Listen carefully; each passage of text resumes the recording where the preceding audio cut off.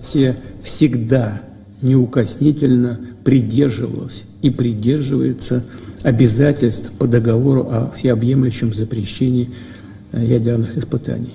И планов отойти от этих обязательств у нас нет.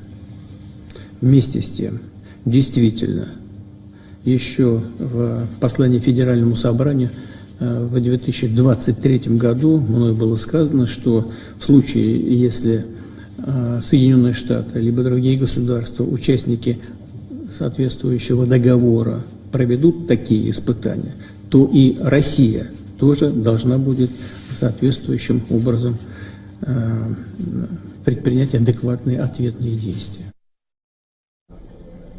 Retired Lieutenant Colonel Daniel L. Davies is a military expert. He's now joining us live from Starling, Virginia. Good to see you, Colonel Davis. Several things to discuss, but let's summarize all of them. Winter is here. Putin's blitz of nuclear weapons tests. And in fact, the Russian president now says he will resume nuclear tests if America does so. There is the militarization of Iceland, and then there is a fear of Putin expanding his war efforts, confusion over Trump's nuclear test, and how that rattled Russia. What's the messaging here this time?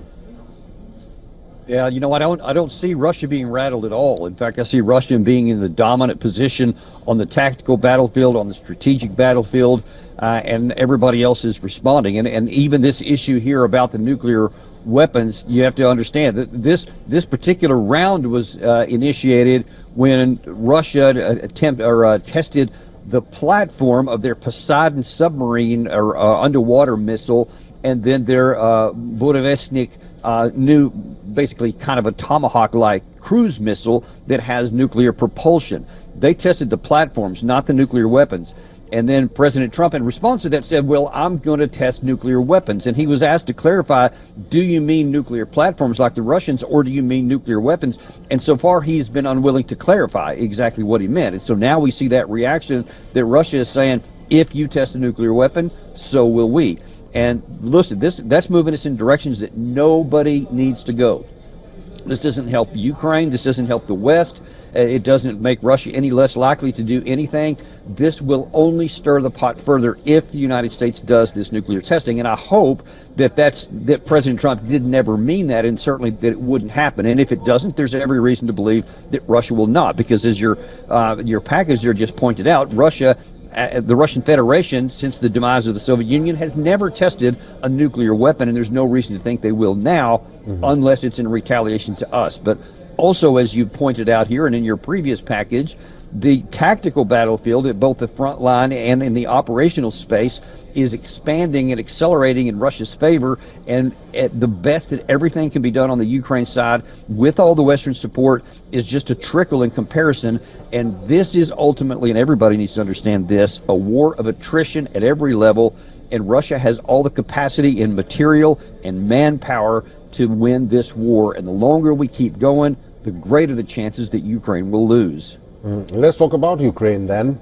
The United Kingdom has sent more Shadow cruise missiles to Ukraine. Has the cessation calls to the war been placed at the back burner now, given that the ramping up of missiles to Ukraine and Russia vying to revenge? This is a back and forth kind of situation. Well, you know, and let's look at that. So UK has sent some number of Storm Shadow missiles. Nobody knows for sure how many, but the number is almost certainly going to be small. You just talked about in the last month, there were 200 some odd Russian missiles that were fired, in addition to the 5,000 plus or FAB bombs, and in addition to all of the the multiple launch rocket systems that they fire, or the thousands of the long-range drones, the Guarantoo's, etc. All of that still doesn't knock Ukraine out of the war. So why does anyone think that a handful of Storm Shadow missiles is going to knock Russia, the much, much larger Russia, out of the war and drive them to the peace table, when profoundly more on the Ukraine side has not driven them to accept peace negotiations on Moscow's term? All this does is just continue to make Russia ramp up what they're doing, increasing the firepower that falls on the Ukraine side. And what we're doing, I'm sorry, it just makes no military sense at all. And I believe hastens the day that Ukraine loses the war. It will not lead to peace. All right, like I mentioned, winter is here. Let's just try and dissect what Putin did say. I'll read his statement verbatim. I am instructing the Foreign Ministry, the Ministry of Defense, the Special Services, the relevant civilian agencies to do everything necessary to collect additional information on this issue, analyze it within the framework of the Security Council, and make agreed proposals on the possible start of work on the preparations for nuclear weapons testing. What is he trying to say? He's trying to say, listen, United States, if President Trump means that he's going to test nuclear weapons and not just the platforms that carry nuclear weapons, then he is flat out saying Russia will do the same. It will be a tit for tat, and Russia is famous for this, for many, many decades, that they do this tit for tat stuff. I don't think that the Russians want to escalate things because that's not in their advantage to do so, but they are very clearly not going to be cowed by this. And if anybody on the West thinks that the threat of nuclear testing will cause Russia to back down, they're going to get the exact opposite. So I certainly hope that that's not what the intent is in the West. Colonel Davis, it's good to see you. We'll have to leave it there. Thank you for talking to us today. Thank you very much.